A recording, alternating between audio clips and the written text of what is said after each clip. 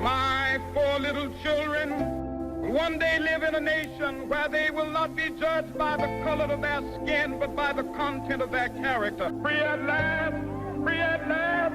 Thank God Almighty. We are free at last. I'm not fearing any man. Mine eyes have seen the glory of the coming of the Lord. And now, a Channel 2 special presentation honoring Dr. Martin Luther King Jr. Good evening. I'm Justin Farmer. We welcome you to this primetime special honoring the life and legacy of Dr. Martin Luther King Jr. Over our next hour, we will take you live to locations throughout Atlanta, Washington, D.C., and Memphis, Tennessee, for a look at how Americans are remembering Dr. King on this, the 50th anniversary of his assassination. And we'll be looking ahead to how people are keeping his legacy alive. I'm Jovita Moore at the Center for Civil and Human Rights in downtown Atlanta. On this 50th anniversary of Dr. King's death, you'll hear from two of his children, Martin III and Bernice King. Throughout the hour, they will share what they remember most about their father and how they're working to continue his dream. You'll also hear from one of Dr. King's closest confidants, who was with him the night of the assassination. He'll reveal some of the special moments that he and Dr. King shared just an hour before his death. I'm Justin Wilfon in Memphis, Tennessee at the Lorraine Motel, the scene of Dr. King's assassination. There have been events here all day in Memphis honoring Dr. King's life and legacy. It's an official day of remembrance. From here in Memphis, you'll hear from people who traveled from around the country to pay their respects. I'm Fred Blankenship in Atlanta, the city of Dr. King's birth. Throughout the hour, we'll explore the city's special connection to Dr. King and his family. You'll also hear from an Atlanta woman who was one of the last to see Dr. King before he left for his final trip to Memphis. She'll share how she helped the King family in the weeks and months after his death. About an hour ago at 7:01 p.m., the moment Dr. King was shot 50 years ago, churches around the nation rang their bells 39 times, one time for each year of Dr. King's life.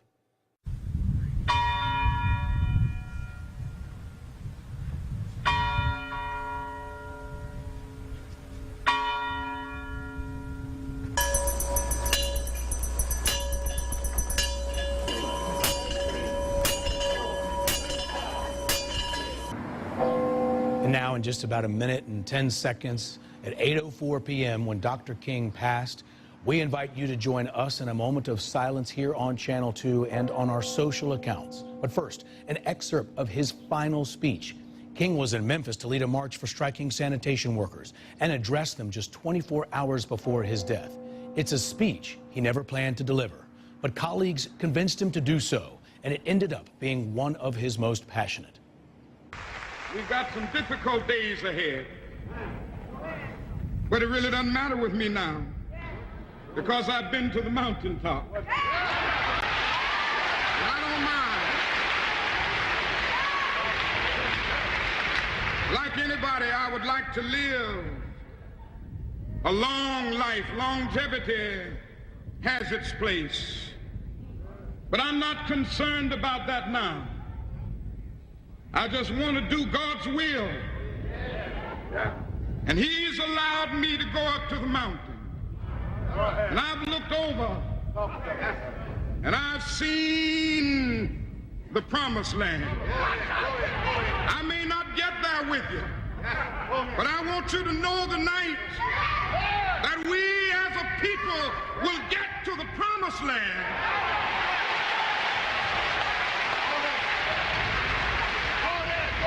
So I'm happy tonight. I'm not worried about anything. I'm not fearing any man. Mine eyes have seen the glory of the coming of the Lord.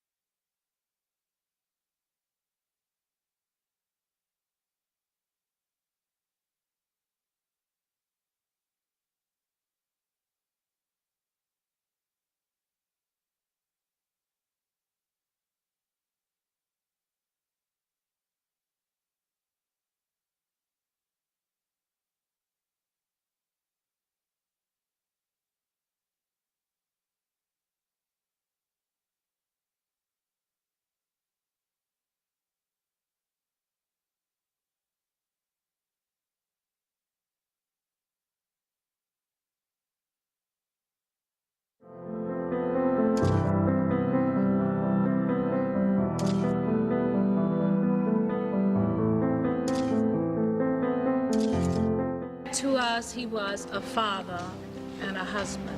Our far too brief moments with him are cherished personal memories, too precious to be adequately described. Instead of being able to grieve like most families, Dr. King's widow, Coretta Scott King, embraced the fact that her husband was a leader and that the civil rights movement needed to hear from her now more than ever. Just 2 days after her husband's assassination on April 6, 1968, Mrs. King spoke publicly at a news conference held at Ebenezer Baptist Church. I have consented to appear publicly because thousands of people are asking how they can help to carry on his work. So once again, I have put aside traditional family considerations because my husband's work for his people and for all poor people transcends our wish for privacy. Daughter Bernice was 5 years old at the time.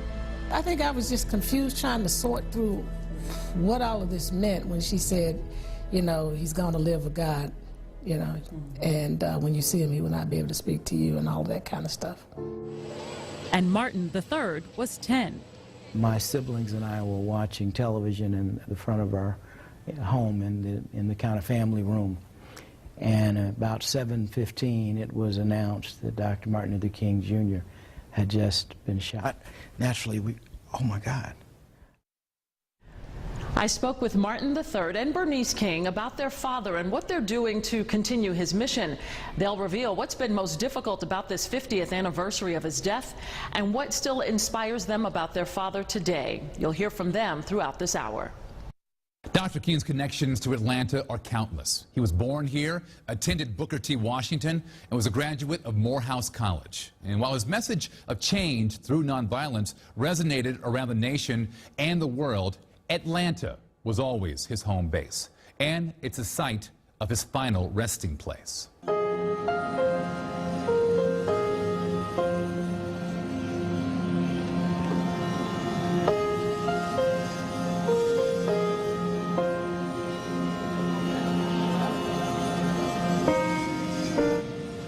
Dr. King's body returned to Atlanta, accompanied by members of his family, including his brother, his widow, and their children.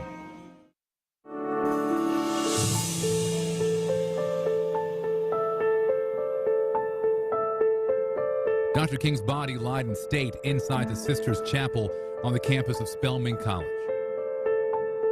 Mourners stood in long lines that weaved around the campus, waiting hours just for the chance to honor Dr. King.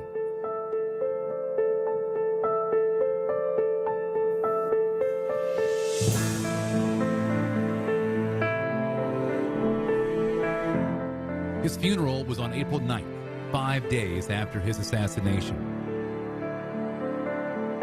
So many people packed the streets surrounding Ebenezer Baptist Church, authorities had to limit the number of people attending the service.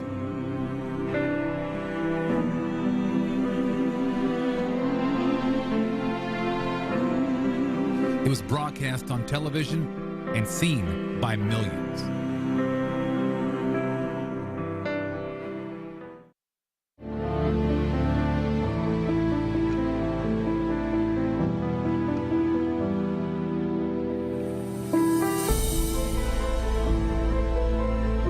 After the funeral, Dr. King's widow, his children, his relatives, and his aides led more than 100,000 people through the streets of Atlanta for a 4-mile walk from Ebenezer Baptist Church to Morehouse College for a public memorial.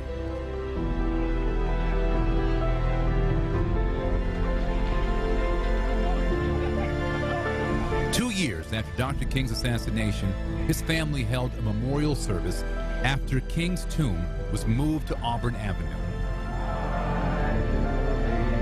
This site would later become the home of the King Center for Nonviolent Social Change. For those of you listening to our simulcast on WSB Radio and 104.1 FM, we want to tell you right now that we're giving you a live look at the eternal flame at the King Center, We also welcome those watching on our sister station, WSOC-TV in Charlotte, North Carolina. Today, thousands of people visited the King Center in Atlanta to pay their respects to Dr. King. You will hear from some of them just ahead. A similar scene tonight here in Memphis, Tennessee. Thousands of people have spent the day and evening honoring Dr. King on this 50th anniversary of his assassination. It took place right there on that balcony here at the Lorraine Motel. And we spoke with people today who traveled from around the nation to pay their respects. Outside the motel where Martin Luther King Jr. lost his life, thousands came to celebrate his life. Singers and speakers honored Dr. King at what was the Lorraine Motel, where an assassin shot and killed King 50 years ago tonight. Among the speakers, renowned author Michael Eric Dyson, who told me an event like this can help a divided America. And if we are to continue carrying the baton that he handed to us, we must also talk about racism in this country, economic inequality, poor white people in Appalachia, poor black people in the Delta and in the cities of this country. We also met families who traveled all the way from King's hometown of Atlanta to be here for this special event at what's now the National Civil Rights Museum. So it's moving, but it's also very empowering. Hope Williams brought her daughter from Gwinnett County. It's just an honor to be anytime we can be in this sacred place. And it's important for me to bring my daughter here, for her to always experience and know the sacrifices that were made so that she can live the life that she lives. And as I said, the Lorraine Motel is now the site of the National Civil Rights Museum. There have been events here all day. We'll be speaking with people about how they're keeping Dr. King's dream alive throughout this hour. When we return, we were not afraid to die. He was with Dr. King the night of the assassination. Tonight, one of his closest friends and confidants reveals some of the special moments he and Dr. King shared just an hour before his death.